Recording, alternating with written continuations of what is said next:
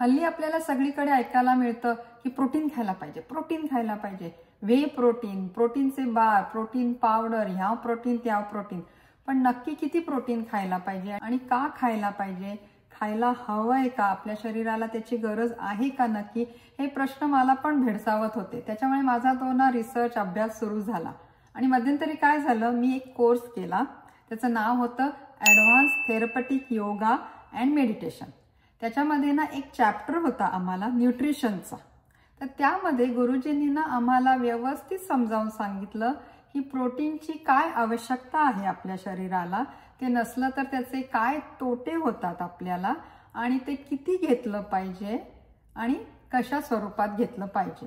तर ॲटलिस्ट स्त्रियांनी त्यांचं जेवढं वजन आहे, साधारण तुमचं वजन जर का 60 किलो असेल तर दिवसाला 60 ग्रॅम प्रोटीन घेणं हे गरजेचं आहे. आणि त्या प्रोटीनचे वेगळे वेगळे सोर्सेस आपण घ्यायला पाहिजे. एकाच प्रकारचं प्रोटीन घेता कामा नये.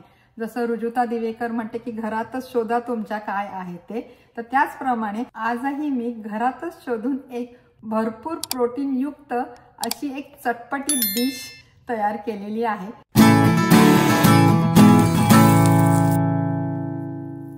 चला तर साधारणपणे घरात अवेलेबल असलेलं साहित्य घेऊन आपण आज एक भरपूर प्रोटीन युक्त असा चटपटीत पदार्थ बनवूयात. हे मोडलेले मूग घेतले, त्याच्यामध्ये कांदा ऍड करते, लसूण, आलं, मिरच्या आणि कढीपत्ता. आता हे मिक्सर मधून पाणी न घालता आपण वाटून घेऊयात. त्याच्यामध्ये हा टोफू मी चुरून घेतलाय तो घालते. हळद, हिंग, मीठ, धणे पावडर, जिरे पावडर आणि लाल तिखट. आता थोडा हा पालक आणि कोथिंबीर चिरून घेते.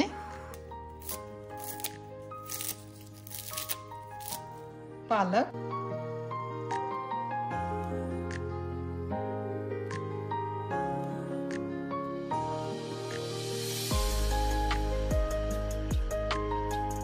आता हे डहाळं घ्यायचं. याला डाळं पण म्हणतात किंवा फुटाणे पण म्हणतात आणि याची मिक्सरमध्ये पावडर करून घ्यायची.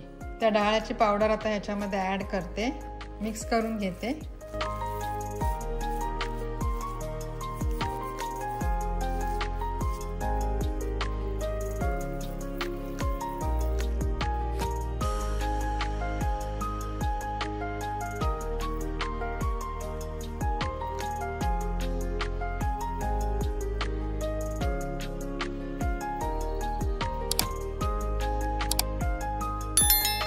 आता मी इथे पॅन गरम करायला ठेवलेला आहे. त्याच्यामध्ये मी ऑलरेडी कोकोनट ऑइल घातलेलं आहे. तेल पण चांगलं गरम झालेलं आहे. त्याच्यामध्ये हे टिक्की एक एक करून सोडते.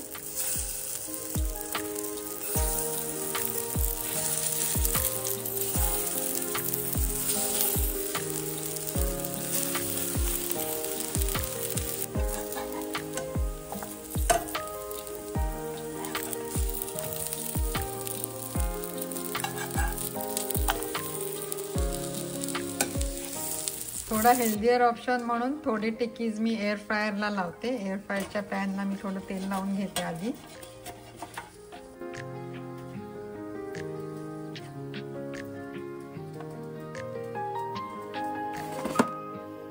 तीनशे फॅरनहाईटला 10 मिनिटासाठी लावून देते.